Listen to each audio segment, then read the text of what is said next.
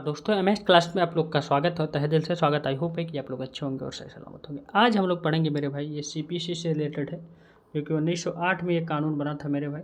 और इसमें से मोस्ट इंपॉर्टेंट टॉपिक जो बहुत बहुत बहुत ही ज़्यादा इंपॉर्टेंट टॉपिक है, क्योंकि आप सेमेस्टर एग्जाम की तैयारी कर रहे हो, चाहे आप पीसीएसडी की, चाहे एपीयू की, चाहे जिस भी जो जुडिशरी जो प्रोफेशन में हैं आप, तो आपको ये काम आना चाहिए मेरे भाई। 110% आएगा मेरे भाई। क्या है मेरे भाई, जिसे हम लोग कहते हैं इंग्लिश में रिव्यू एंड रिवीजन, ठीक। और इंग्लिश में इसे हिंदी में कहते हैं समीक्षा और संशोधन सिविल प्रक्रिया संहिता के तहत। जानिए अच्छे तरीके से, बढ़िया तरीके से, लास्ट बने रहेगा तभी आपको पूरी जानकारी मिल पाएगी, ठीक। थोड़ा टाइम लगेगा लेकिन अच्छे तरीके से आप समझ पाएंगे, पूरे अच्छे तरीके से और बढ़िया तरीके से, फुल डिटेल में।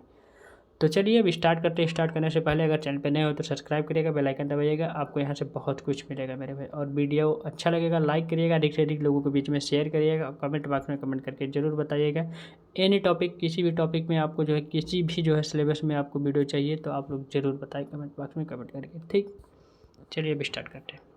सिविल प्रक्रिया संहिता 1908 के अनुसार जब कोई पक्ष जो है न्यायालय द्वारा पारित डिक्री से जो है व्यथित होता है तो वह निचली अदालत द्वारा जो है पारित डिक्री के विरुद्ध अपील के माध्यम से उच्च न्यायालय में जा सकता है, ठीक। आमतौर पर अपील के तहत पूरे विवाद की सुनवाई अपीलीय अदालत द्वारा की जाती है, लेकिन ऐसे मामलों में जहां तकनीकी प्रक्रियात्मक त्रुटियां हैं, पीड़ित पक्ष को अपील के रूप में एक और मुकदमा लड़ने की परेशानी से गुजरने के लिए उच्च न्यायालय जाने की आवश्यकता नहीं है। इसी उद्देश्य के लिए जो है सिविल प्रक्रिया संहिता ने क्रम से धारा 113, 114 और 115 के तहत संदर्भ समीक्षा और संशोधन नामक जो है अवधारणाओं को पेश किया है। संदर्भ समीक्षा और संशोधन क्या है के लिए एक आवेदन संबंधित अदालतों में दायर किया जा सकता है, जैसा कि जो है संहिता द्वारा प्रदान किया गया है। और इन आवेदनों के लिए तहत कार्यवाही मामले की योग्यता तथ्यों या साक्ष्य से संबंधित नहीं है, वे पूरी तरह से तकनीकी आधार पर आधारित होते हैं, ठीक। देखिए संदर्भ क्या है। संदर्भ संहिता की धारा जो है 113 के तहत जो है निपटाया जाता है, जिसमें उल्लेख किया गया है कि एक अधीनस्थ अदालत उच्च न्यायालय को एक संदेह भेज सकती है जहां पूर्व को लगता है कि किसी भी कानून के संबंध में गलत व्याख्या नहीं होनी चाहिए। सही बात कह रहा है कि कोई भी कानून समझने से पहले उसमें जो अच्छे तरीके से जान लीजिए, उसे डिसीजन देने से पहले उसमें कोई भी गलती ना हो पाए, कोई भी त्रुटियाँ ना हो पाए, ठीक।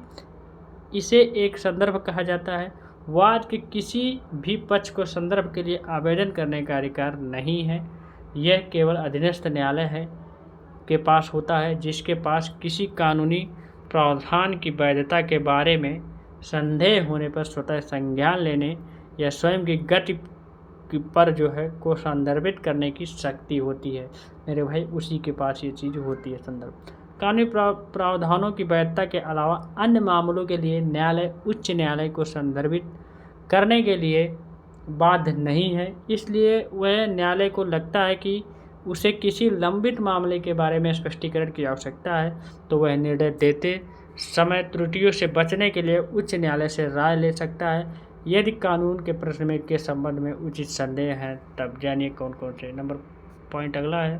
फर्स्ट पॉइंट, किसी भी अधिनियम के नियम जो है विनियम, अध्यादेश आदि की वैधता के बारे में एक प्रश्न अदालत में उठता है जहां मुकदमे पर जो है विचार किया जा रहा है। दूसरा, अदालत की राय है कि इस तरह का कृत्य या कानून का कोई अन्य प्रावधान अमान्य है। अल्ट्रा वायरस का अर्थ है शक्तियों से परे या निष्क्रिय होता है, ठीक। अगला पॉइंट है, कानून के प्रावधान इस तरह के सवाल को पहले कभी भी उच्च न्यायालय या सर्वोच्च न्यायालय द्वारा अवैध नहीं बनाया गया। अगला पॉइंट है, मुकदमे के निपटारे के लिए कानून के ऐसे प्रावधान की वैधता ही निर्धारण करना उचित होता है, ठीक। ये पॉइंट थी। देखिए संहिता का आदेश 46 उन शर्तों को निर्धारित करता है जिन्हें उच्च न्यायालय को संदर्भित करने के लिए अधीनस्थ न्यायालय द्वारा संतुष्ट किया जाना चाहिए। वे क्या हैं जानिए। सबसे पहला है, वह मुकदमा या अपील लंबित होनी चाहिए जिसमें इस तरह के जो है मुकदमे या अपील के क्रम से डिक्री या आदेश से आगे कोई जो है अपील नहीं होती है। जब डिक्री और आदेश हो जाता है तब उसके बाद कोई अपील नहीं होती है।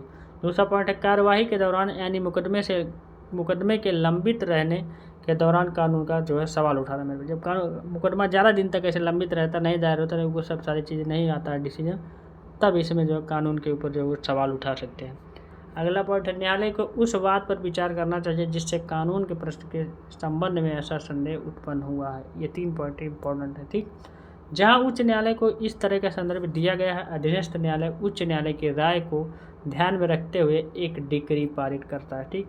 हाई कोर्ट के जो है आर्डर को ध्यान में रखते हुए जो है, जो वहाँ का जो है संदर्भ अधीनस्थ न्यायालय रहेगा, तो वो जो है अच्छे तरीके से एक डिक्री पारित करेगा, ठीक। अब जानिए समीक्षा क्या होता है। जैसे हम देखिए, संहिता की धारा 114 के तहत समीक्षा का उल्लेख है। एक पीड़ित पक्ष समीक्षा के लिए उसी अदालत में आवेदन दायर कर सकता है जहां डिक्री पारित की गई थी, वहीं पर दायर होगा, दूसरे में नहीं दायर होगा। यदि प्रावधान अदालत को दिए गए फैसले के संबंध में की गई किसी भी त्रुटि या गलती के मामले में उसे सुधारने के लिए अपने फैसले की समीक्षा करने में सक्षम बनाता है, जबकि धारा 114 एक मूल अधिकार है। इसके लिए जो है प्रक्रिया संहिता के आदेश 47 के तहत प्रदान की गई है।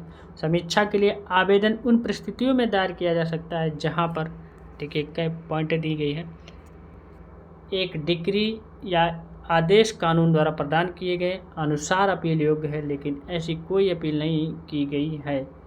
नंबर 2 है, कतिपय डिक्री या आदेश की अपील का कोई प्रावधान नहीं होता है।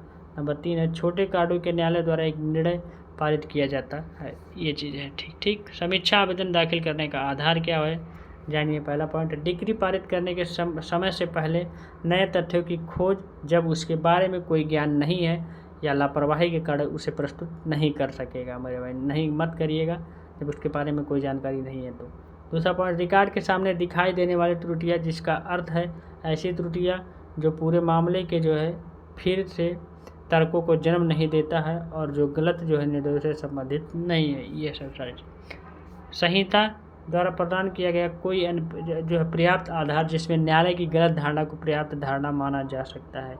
ये चीज़ें हैं, ये 3 पॉइंट इंपॉर्टेंट है, ठीक। समीक्षा के लिए आवेदन या आदेश डिक्री की तारीख से 30 दिन के भीतर दायर किया जाएगा।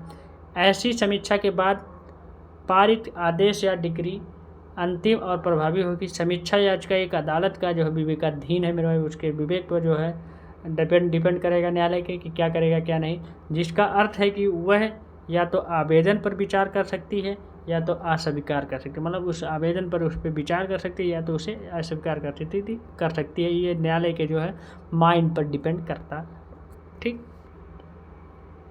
वास्तव में सर्वोच्च न्यायालय भारत के संविधान के अनुच्छेद नंबर जो 137 के तहत अपने निर्णयों की समीक्षा भी कर सकता है।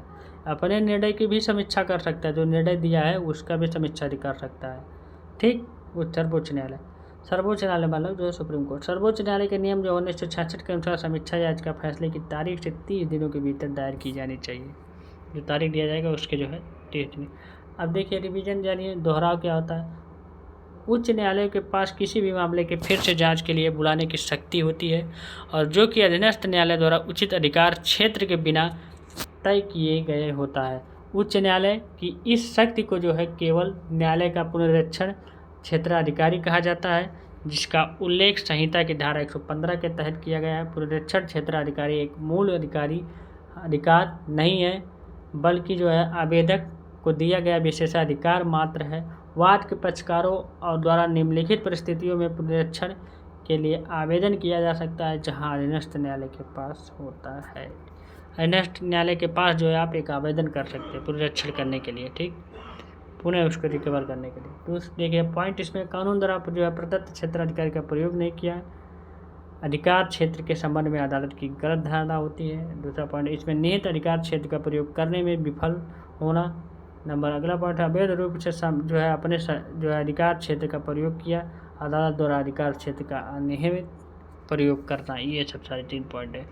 उच्च न्यायालय एक फैसले को उलट नहीं सकता है। जहां देखिए पक्षकारों द्वारा पूरे वाद या विस्तार जो है निस्तारण कर दिया गया है तब उलट नहीं सकता है। इस तरह के फैसले को उलटने के जो है अपूरणीय क्षति हानि होगी जिसके खिलाफ ये किया गया था, ठीक, उसका हानि होगा। देखिए चूँकि उच्च न्यायालय के पास केवल पुनरीक्षण क्षेत्राधिकार और इसलिए ऐसी शक्ति का प्रयोग किया गया है कि आदेश अपील योग्य है पूरी तरह से, ठीक। हाईलाइट्स जानिए इसमें क्या चीज़ है, मोस्ट इंपॉर्टेंट पॉइंट है। एक अधीनस्थ न्यायालय द्वारा उच्च न्यायालय से संदर्भ दिया जाता है जहां कानून के प्रश्न के संबंध में संदेह होता है पूरी तरह से। दूसरा पॉइंट है समीक्षा उसी न्यायालय द्वारा की जाती है जिसके रिकॉर्ड पर जो है गलती या त्रुटि की सुधारने की जो है ये डिग्री पारित की है। दूसरा पॉइंट है पुनरीक्षण आवेदन केवल उच्च न्यायालयों में किया जाता है जबकि अधीनस्थ न्यायालयों द्वारा पारित डिग्री उचित अधिकार क्षेत्र के अनुसार नहीं होती है। ठीक, ये चीज़ें थी मेरे भाई। अब आपको जानकारी मिल चुकी होगी अच्छे तरीके से, बढ़िया तरीके से। ठीक मेरे भाई, और एनी प्रॉब्लम एनी डाउट आपको आगे चल करके मैं आपको बहुत अच्छे तरीके से, बढ़िया तरीके से बताऊंगा। ठीक, इसका प्रभाव भी जानिए कि क्या होगा। देखिए, कानूनी अध्यक्षता और सीमा अधिनियम के संदर्भ में CPC पर जो है इसका प्रभाव क्या होता है ये जानिए। ये अगला पॉइंट है मेरे भाई, अगला है, इसके बारे में मैं बताऊंगा बाद में। ठीक, क्षमता की परिभाषा, ये सब सारी चीज़ें दिए गए। तो आई होप है कि आपको अच्छा लगा होगा, बढ़िया लगा होगा। ये अलग एक्ट है तो ये वीडियो आपको समझ में आई होगी। ये आपको जो है नेक्स्ट वीडियो में मैं इसके बारे में बताऊंगा और पढ़ाऊंगा। ठीक, तो आई होप है अच्छे तरीके से, बढ़िया तरीके से आपको जानकारी मिल चुकी है। भारतीय पंजीकरण अधिनियम है ये। ठीक,